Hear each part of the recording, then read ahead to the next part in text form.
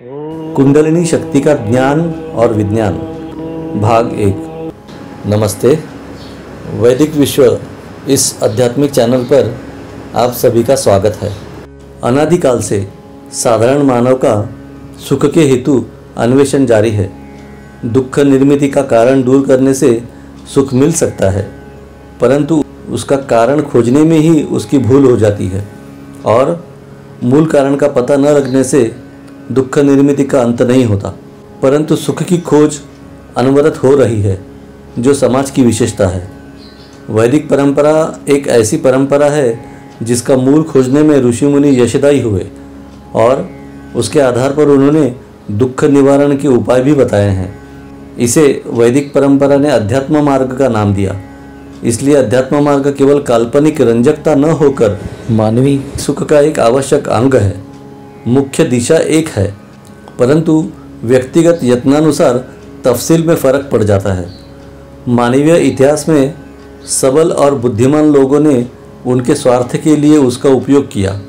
स्वार्थ और संहार धर्म के नाम पर ही अधिक किया गया है, जिसके कारण कथित उत्क्रांति अपक्रांति बन गई। धर्म का उपयोग मानव को सुखी समाधानी बनाने के लिए है, जिसको मजहबों ने नकारा है। शाश्वत सुख के लिए अन्यान्य चमत्कार जैसे कुंडलिनी जागृति द्वारा मनशांति का स्वप्न दिखाकर आज अध्यात्म की दुकानें खोली जा रही हैं और दुख से त्रस्त मानव उनका शिकार बन रहा है। यह स्पष्ट रूप से बताने के लिए समय समय पर संत महात्मा हुए, जिन्होंने उनके कार्यकाल में सत्य बताने की चेष्टा की। सच्चे संतों के प्रारंभिक जीवन में उन्हें कष्ट देने वाले और छल करने वाले दुष्ट समाज में सबल रहे, परंतु समय निकल जाने से ये दुष्ट नष्ट हुए। उनका नामो निशान नहीं है। संतों का अमर सत्य ही आज जीवित है। इसका मूलभूत प्रयत्न वैदिक परंपरा में विशेष हुआ। यह परंपरा आज भी अमर है। समाज इस ग्रंथ का अनमोल तत्व समझकर इस जगत के कोने कोने में प्रसारित करेगा, यह आशा है। वैदिक परंपरा केवल एक देश या समाज के लिए सीमित न होकर संपूर्ण विश्व के कल्याण हेतु रहे, ऐसी प्रेरणा हमें मिले। सुख की खोज। आज का जीवन योग कल्पना से प्रभावित लगता है।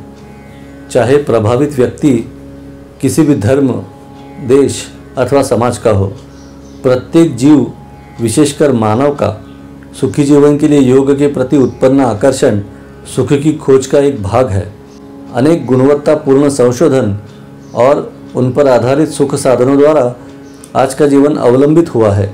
इसलिए आज के युग को वैज्ञानिक युग कहते हैं। ऐसा लगता है कि मानव हृदय में उमकती सुख की आशा के लिए आज के वैज्ञानिक युग द्वारा प्राप्त अनेक सुविधाएं उस इच्छित सुख का आधार हो सकेंगी तथा उनसे मन एवं चित्त भी शांत हो सकेगा।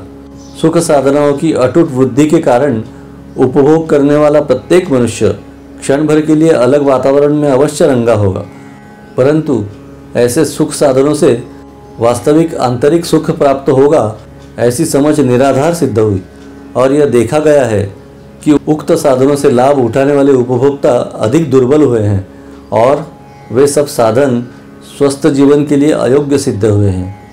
कोई मछली पानी में रहकर पानी ढूंढने के लिए पानी के बाहर छलांग लगावे अथवा कोई पक्षी आकाश की खोज के लिए आकाश में मंडराता रहे, उसी प्रकार लाखों लोग सुख की खोज में अपने आप से बाहर कहीं तो अलग जगह पर सुख मिलेगा, इस उम्मीद से खोज करते रहते हैं।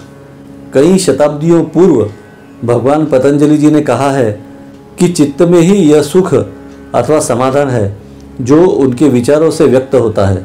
सभी होनहार संस्कारों की समता अथवा सामंजस्य तथा नए संस्कारों के स्थापन अथवा ग्रहण करने की वृत्ति समाप्त होने पर वास्तविक समाधान प्राप्त होता है।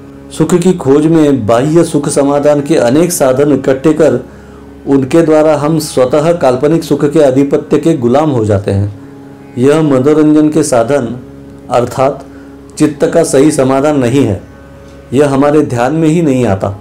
इस प्रकार के कथित सुख साधनों का नया प्रयोग कर हम अपने चित्त पर अनावश्यक संस्कार ग्रहण कर हृदय की मूल शांत अवस्था से अधिक दूर हो जाते हैं।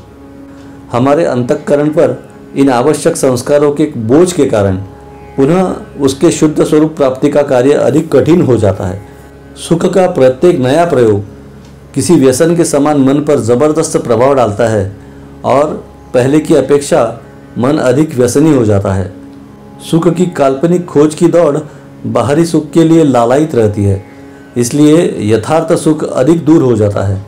बुद्धिमान एवं समझदार व्यक्ति अब इस निष्कर्ष पर आए हैं कि वास्तविक सुख बाहर न होकर आंतरिक अवस्था ही है। हमारे व्यवहार में प्रत्येक क्षण प्राप्त होने वाले अनेक संस्कारों में हमारे मूल अस्तित्व को लेकर जो संस्कार रहते हैं, उन्हीं गुणों से समृद्ध अवस्था को सुख कहते हैं। अतएव सुख प्राप्ति के लिए हमारी मूल प्राकृतिक अवस्था के साथ स्वधर्म संस्कारों के द्वारा ही सुख प्राप्त हो सकेगा और उस प्रयत्न को ही सुख की खोज कहा जा सकेगा। मनोरंजन के साधनों की भरमार सुख नहीं है। भारत की प्राचीन विद्या योग साधना के प्रसारण हेतु इस चैनल की निर्मित की गई है। जानकारी अच्छी लगे तो सब्सक्राइब कीजिए, शेयर कीजिए। धन्यवाद।